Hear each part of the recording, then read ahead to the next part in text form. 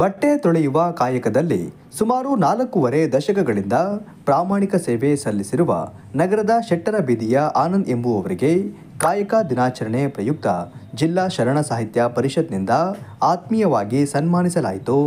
ಜಾತಿಯ ಹೆಸರಿನಲ್ಲಿ, ಕಸುಬಿನ ಹೆಸರಿನಲ್ಲಿ ಜಾತಿಗಳಾಗಿರ್ತಕ್ಕಂಥ ಈ ಹೊತ್ತಿನಲ್ಲಿ ತನ್ನ ಜಾತಿ ಯಾವುದಾದ್ರೂ ಕೂಡ ಅದನ್ನು ಬಿಟ್ಟು ಅವರು ಆರಿಸಿಕೊಂಡಿರ್ತಕ್ಕಂಥ ವೃತ್ತಿಯೇ ಬೇರೆ ಆಗಿರ್ತಕ್ಕಂಥ ಸುಮಾರು 46 ವರ್ಷಗಳಿಂದ ಹಾಸನದಿಂದ ಇಲ್ಲಿಗೆ ಬಂದು 46 ವರ್ಷಗಳ ಹಿಂದೆ ಸಣ್ಣದೊಂದು ಪೆಟ್ಟಿಗೆ ಅಂಗಡಿ ಥರದಲ್ಲಿ ತಮ್ಮ ಏರೋಸ್ ಡ್ರೈ ಕ್ಲೀನ್ ಅಂತಕ್ಕಂಥದ್ದನ್ನು ಪ್ರಾರಂಭ ಮಾಡಿ ಇವತ್ತು 46 ವರ್ಷಗಳಲ್ಲಿ ಅದನ್ನೇ ದೊಡ್ಡ ಉದ್ದಿಮೆ ಇರುತ್ತೆ. ಈ ತುದಿಯಿಂದ ಆ ತುದಿ ತನಕ ನೋಡಿದ್ರೆ ಗೊತ್ತಾಗುತ್ತೆ ಅವ್ರ ಬೆಳವಣಿಗೆ ಹೇಗಾಗಿದೆ ಅಂತ. ಆ ಕೆಲಸವನ್ನು ಬಹಳ ನಿಷ್ಠೆಯಿಂದ ಪ್ರಾಮಾಣಿಕವಾಗಿ ಯಾವುದೇ ಅಳುಕುಗಳಿಲ್ಲದೆ ವೃತ್ತಿ ಜೊತೆಗೆ ಅವರು ಸಂಬಂಧಗಳನ್ನು ಸಹ ಸ್ಥಾಪನೆ ಮಾಡ್ಕೊಂಡಿದ್ದಾರೆ. ನಮಗೆ ಬಹುಶಃ ಅವ್ರು ಯಾರು ಕಸ್ಟಮರ್ ಇದ್ದಾರೋ ಅಷ್ಟು ಕಸ್ಟಮರ್ ಮನೆಗಳು ಕೂಡ ಅವರು ಸಂಬಂಧಗಳನ್ನು ಇಟ್ಕೊಂಡಿದ್ದಾರೆ. ಅವ್ರ ಮನೆ ಆಗು ಹೋಗುವ ಕಾರ್ಯಕ್ರಮಕ್ಕೆ ಭಾಗಿಯಾಗ್ತಕ್ಕಂಥವ್ರು ಶ್ರೀಯುತ ಆನಂದ್ ಅಣ್ಣವರು.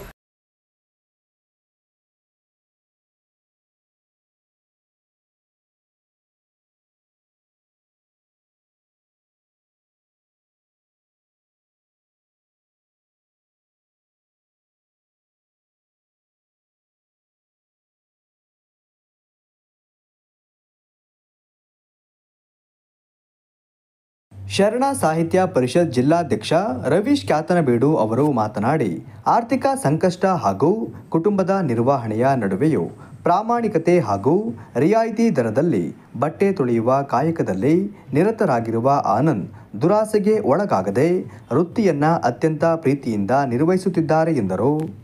ಹಾಗಾಗಿ ಕಾಯಕ ಇಲ್ಲದೆ ಯಾರೂ ಎತ್ತರಕ್ಕೆ ಬೆಳೀಲಿಕ್ಕೆ ಸಾಧ್ಯನೇ ಇಲ್ಲ. ಒಂದು ಹುಲಿಯೂ ಕೂಡ ತನ್ನ ಆಹಾರವನ್ನ ಅದು ಬೇಟೆ ಹಾಡಿಯೇ ತಿಂತದೆ, ಯಾಕಂದ್ರೆ ಅದು ಒಂದು ಕಾಯಕ ಅದಕ್ಕೆ. ಹಾಗಾಗಿ ಯಾರೂ ಕೂಡ ಸುಮ್ಮನೆ ಕುತ್ಕೊಂಡು ತಿನ್ಲಿಕ್ಕೆ ಸಾಧ್ಯನೇ ಇಲ್ಲ. ಹಾಗಾಗಿ ಈ ದುಡಿಮೆಗೆ ಅತ್ಯಂತ ಮಹತ್ವ ಬರತಕ್ಕಂಥದ್ದು ಬಹಳ ಮುಖ್ಯ. ಈ ದುಡಿಮೆಯನ್ನ, ಈ ಕಸುಬುಗಳನ್ನ ನಮ್ಮ ನಡುವೆ 12ನೇ ಶತಮಾನದ ವಚನಕಾರರು ಅದಕ್ಕೊಂದು ವಿಶೇಷವಾಗಿರ್ತಕ್ಕಂಥ ಗೌರವ, ಸ್ಥಾನಮಾನ ಮತ್ತು ವಿಶೇಷವಾದಂಥ ಅರ್ಥವನ್ನು ತಂದುಕೊಟ್ಟಿದ್ದಾರೆ. ನಾನೊಂದು ಇಲ್ಲಿರ್ತಕ್ಕಂಥವ್ರು ಎಲ್ಲರನ್ನೂ ಕೇಳಿದಾಗ ಒಂದು ಮಾತು ಹೇಳಿದ್ರು, ಅತ್ಯಂತ ಯೋಗ್ಯವಾಗಿರ್ತಕ್ಕಂಥ ಅತ್ಯಂತ ಸೂಕ್ತವಾದ ಅಭ್ಯರ್ಥಿಯನ್ನು ನೀವು ವ್ಯಕ್ತಿಯನ್ನು ಆರಿಸಿದ್ದೀರಿ ಅಂತ ಹೇಳಿ. ಬಹುಶಃ ನಾನು ಇಷ್ಟು ವರ್ಷದಲ್ಲಿ ಈ ರೀತಿಯ ವೃತ್ತಿಗೆ ತನ್ನ ಗೌರವವನ್ನು ತಂದುಕೊಟ್ಟವರಲ್ಲಿ ಆನಂದ್ ಅಣ್ಣವ್ರು ಒಬ್ರು ಅನ್ನುವಂಥದ್ದನ್ನು ನಾವು ನಮ್ಮ ಜಿಲ್ಲೆ ಒಳಗೆ ನಮ್ಮೂರಿನಲ್ಲಿ ನಾವು ಹೆಮ್ಮೆಯಿಂದ ಹೇಳಬೇಕು ಅಂತ. ಬದುಕಿಗೆ ಮೂಲಭೂತವಾಗಿರ್ತಕ್ಕಂಥ 2 ವಿಚಾರ ಇದೆಯಲ್ಲ, ಕಾಯಕ ಮತ್ತು ದಾಸೋಹ, ಅದು ಎಲ್ಲದಕ್ಕಿಂತ ಸರ್ವಶ್ರೇಷ್ಠವಾದ್ದು ಅಂತೇಳಿ ನನ್ನಂತವನಿಗೆ ಅನ್ಸುತ್ತೆ. ಯಾಕೆ ಅಂತಂದ್ರೆ ಒಂದು ಜೀವಿ ಬದುಕಬೇಕಾದ್ರೆ ರವಿ ಸೂಕ್ಷ್ಮವಾಗಿ ಹೇಳಿದ್ರು, ಅದು ಸಂಪಾದನೆ ಮಾಡಬೇಕು. ಸಂಪಾದನೆ ಅಂದ್ರೆ ಹಣ ಅಂತಲ್ಲ, ಅದರ ಅನ್ನವನ್ನು ಸಂಪಾದನೆ ಮಾಡ್ಕೋಬೇಕು. ಆ ಸಂಪಾದನೆ ಮಾಡ್ಕೊಳ್ಳುವಂತಹ ಮಾರ್ಗವೇ ಕಾಯಕ. ಅದನ್ನ 4 ಜನದ ಜೊತೆ ಹಂಚಿಕೊಳ್ಳುವಂಥದ್ದು ದಾಸೋಹ. ನಾನು ಆನಂದಪ್ಪನವ್ರನ್ನ ಬಹಳ ವರ್ಷದಿಂದ ನೋಡ್ತಾ ಇದ್ದೀನಿ. ಯಾಕೆಂದ್ರೆ ಇದೇ ಊರಿನವ್ರು ನಾನು. ಅವರು ಮಾತು ಕಡಿಮೆ, ಯಾವಾಗಲೂ ಕೆಲಸವನ್ನ ಮಾಡ್ತಕ್ಕಂಥವ್ರು.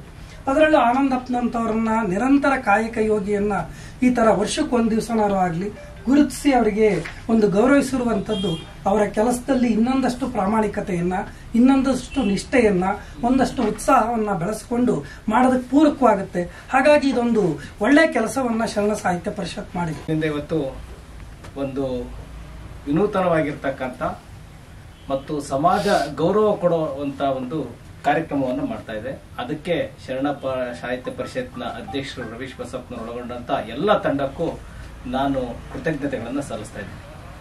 ಆನಂದ್ ಅಣ್ಣವರ ಕಾಯಕ ಯಾವುದು ಅಂತಕ್ಕಂಥದ್ದು ಇಲ್ಲಿ ಪ್ರಶ್ನೆ ಬರಲಿಲ್ಲ. ರವೀಶ್ ಬಸಪ್ಪನವ್ರು ಮಾತಾಡ್ತಾರೆ, ಆವ ಕಾಯಕವಾದಡು ಹರಿ ಸತ್ಯಶುದ್ಧ ಕಾಯಕ ಆಗಿರ್ಬೇಕು. ಆ ರೀತಿ ಸತ್ಯಶುದ್ಧ ಕಾಯಕವನ್ನ ಮಾಡ್ತಾ ಇವತ್ತು ಸಮಾಜದಲ್ಲಿ ಗುರುತಿಸ್ಕೊಂಡಿರ್ತಕ್ಕಂಥ ಮತ್ತು ಬಸವಾದಿ ಶರಣರು ಏನು ಕಾಯಕವೇ ಕೈಲಾಸ ಅಂದ್ರೆ ಯಾರು ಕಾಯಕ ಮಾಡ್ತಾರೆ, ಯಾವ ಕಾಯಕ ಅಂತ ಹೇಳಲಿಲ್ಲ, ಯಾವ ಕಾಯಕವನ್ನ ಮಾಡ್ತಾರೆ ಅದನ್ನ ಪ್ರಾಮಾಣಿಕತೆಯಿಂದ ಮಾಡಿದ್ರೆ ಅದು ನಿಜಕ್ಕೂ ಕೂಡ ಭಗವಂತನಿಗೆ ಸಲ್ಲುತ್ತೆ ಮತ್ತು ಅವರ ಏಳಿಗೆನೂ ಆಗುತ್ತೆ ಅಂತಕ್ಕಂಥ ದೃಷ್ಟಿಯಲ್ಲಿ ಆಲೋಚನೆ ಮಾಡಿದಂತ ಈ ಕಾರ್ಯಕ್ರಮ ನಿಜಕ್ಕೂ ಕೂಡ ಅರ್ಥಪೂರ್ಣ. ಈ ಒಂದು ವೃತ್ತಿಯ ಉತ್ತರದಾಯಿತದ ಪ್ರಶ್ನೆ ಬಾರಿ ಹೇಳುತ್ತೆ. ಯಾಕೆಂದ್ರೆ ಇವ್ರು ಮಾಡುವಂತ ಕೆಲಸವನ್ನು ಇವ್ರು ಬಗೆ ಮಾಡ್ಲಿಕ್ಕೆ ರೆಡಿ ಇಲ್ಲ, ಇವ್ರ ಜೊತೆ ಇರ್ತಕ್ಕಂಥ ಮಾಡಕ್ಕೆ ರೆಡಿ ಇಲ್ಲ. ಈಗ ಅವ್ರು ಕೇವಲ ಒಬ್ಬ ಶಿಷ್ಯನ್ ಮಾತ್ರ ಮೋಸ್ಟ್ಲಿ ಅವರು ಮಂಜೂರ್ ಒಬ್ಬನ ಶಿಷ್ಯನ್ ಮಾಡಿದ್ದಾರೆ, ಅವನೊಬ್ಬ ಮಾಡ್ತಾ ಇದ್ದಾನೆ. ನಮ್ಮ ಚಿಕ್ಕೂರಿನಲ್ಲಿ ಈಗಾಗಲೇ ಈ ವೃತ್ತಿ ಮಾಡ್ತಕ್ಕಂಥ ಸಂಖ್ಯೆ ಭಾರಿ ಕ್ಷೀಣಿಸ್ತಾ ಇದೆ. ಅದಕ್ಕೆ ಡಿಮ್ಯಾಂಡ್ ಜಾಸ್ತಿ ಆಗ್ತಾ ಇದೆ, ಮತ್ತೆ ಅದಕ್ಕೆ ರೇಟ್ ಜಾಸ್ತಿ ಆಗ್ತಾ ಇದೆ. ಹಾಗಾಗಿ ಈ ವೃತ್ತಿ ಬಗ್ಗೆ ನಿಜವಾಗಿಯೂ ಕೂಡ ಭಾರಿ ಕಳಕಳಿ ಅಂತಕ್ಕಂಥ ಮಾತು ಹೇಳ್ತಾ ನಾನು ಮತ್ತೊಮ್ಮೆ ನಾನು ಎಬ್ಬಿಸಿ ನನ್ನ ಮಾತು. ಇವರು ನನ್ನ ತಂದೆ ಸಮಾನರಾಗಿ ಆನಂದಪ್ಪನವರಿದ್ದಾರೆ. ಅವರಿಗೆ ಸನ್ಮಾನ ಮಾಡಿದ್ದು ಒಂದು ಅರ್ಥಗರ್ಭಿತವಾದ ಮತ್ತೆ ಸಮಯೋಚಿತವಾಗಿ ಸಮಾಜಕ್ಕೆ ಯಾವುದೇ ಒಂದು ಕಾಯಕ, ನಮ್ಮ ಬಸವಣ್ಣ ಹೇಳೋದು ಕಾಯಕವೇ ಕೈಲಾಸ, ಕಾಯಕ ಯೋಗಿ, ಈ ತರ ಒಂದು ಸನ್ಮಾನ ಮಾಡೋದು ಬಹಳ ಔಚಿತ್ಯವಾಗಿದೆ ಅಂತ ನಾನು ಭಾವಿಸ್ತಾ, ಎಲ್ಲರೂ ಸಮಾನತೆಯನ್ನು, ಲಿಂಗ ಭೇದ ಇಲ್ಲ, ವರ್ಣ ಭೇದ ಇಲ್ಲ, ವರ್ಗ ಭೇದ ಇಲ್ಲ, ಜಾತಿ ಭೇದ ಇಲ್ಲ, ಎಂಥದ್ದು ಭೇದ ಇಲ್ಲದೆ ಇರತಕ್ಕಂತ ಸಂಪೂರ್ಣವಾದಂತ ಒಂದು ಅತ್ಯುತ್ತಮವಾದಂತ ಸಮಾಜವನ್ನು ಕಟ್ಟಿ ತೋರಿಸಿದರು ಜಗತ್ತಿಗೆ. ಅವರು ಈ ಸಂದೇಶವನ್ನು ಸಾರ್ತಾರೆ. ಸೊ ಬಸವಣ್ಣವರನ್ನ ನಾವು ಜಾಸ್ತಿ ಗುರುತಿಸೋದು, ಅವರೇನು ಜಾತಿರಹಿತ, ವರ್ಣರಹಿತ, ವರ್ಗರಹಿತ ಸಮಾಜವನ್ನು ಸೃಷ್ಟಿ ಮಾಡಲಿಕ್ಕೆ ಪ್ರಯತ್ನ ಪಟ್ಟೋದಕ್ಕಿಂತ ಕಾಯಕವೇ ಕೈಲಾಸವನ್ನು ನಾವು ಯಾವಾಗಲೂ ಎತ್ತೆತ್ತಿ ಹೇಳ್ತಾ ಇರ್ತೀವಿ.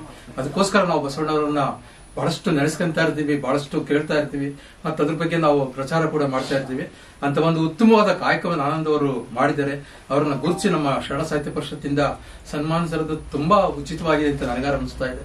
ಸನ್ಮಾನ ಸ್ವೀಕರಿಸಿ ಮಾತನಾಡಿದ ಆನಂದ್ರವರು, ನನ್ನ ಸೇವೆಯನ್ನ ಗುರುತಿಸಿ ಸನ್ಮಾನಿಸುತ್ತಿರುವ ತಮ್ಮೆಲ್ಲರಿಗೂ ನಾನು ಸದಾ ಚಿರಋಣಿ ಎಂದರು. ಅದಕ್ಕೋಸ್ಕರ ನಾನು ನಡೆಸ್ಕೊಂಡು ಬಂದಿದ್ದೀನಿ 46 ವರ್ಷದಿಂದ. ಅಷ್ಟೇ ಗ್ರಾಹಕರುಗಳನ್ನ ನಾನು ಉಳಿಸ್ಕೊಂಡಿದ್ದೀನಿ. ಅದೇ ನನಗೆ ಸಂತೋಷ, ಇನ್ನೇನು. ಈ ಸಂದರ್ಭದಲ್ಲಿ ಸಾಹಿತಿ ಬೆಳವಾಡಿ ಮಂಜುನಾಥ್, ಕೆಪಿಸಿಸಿ ವಕ್ತಾರ ಎಚ್ ದೇವರಾಜ್, ಬಿಜೆಪಿ ರೈತ ಮೋರ್ಚಾ ರಾಜ್ಯ ಕಾರ್ಯದರ್ಶಿ ಕಲ್ಮರುಡಪ್ಪ, ಕನ್ನಡ ಸಾಹಿತ್ಯ ಪರಿಷತ್ ತಾಲೂಕು ಅಧ್ಯಕ್ಷ ಮಾವಿನಕೆರೆ ದಯಾನಂದ್, ಜಿಲ್ಲಾ ಶರಣ ಸಾಹಿತ್ಯ ಪರಿಷತ್ ಪ್ರಧಾನ ಕಾರ್ಯದರ್ಶಿ ಮಂಜುನಾಥ ಸ್ವಾಮಿ, ತಾಲೂಕು ಅಧ್ಯಕ್ಷ ಲೋಕೇಶ್, ಅಜ್ಜಂಪುರ ಜಿ ಸೂರಿ ಪ್ರತಿಷ್ಠಾನದ ಅಧ್ಯಕ್ಷ ಪ್ರಭು ಸೂರಿ, ಮುಖಂಡರುಗಳಾದ ಗಂಗಾಧರ್, ಭೀಮಯ್ಯ ಹಾಗೂ ಮತ್ತಿತರರು ಉಪಸ್ಥಿತರಿದ್ದರು.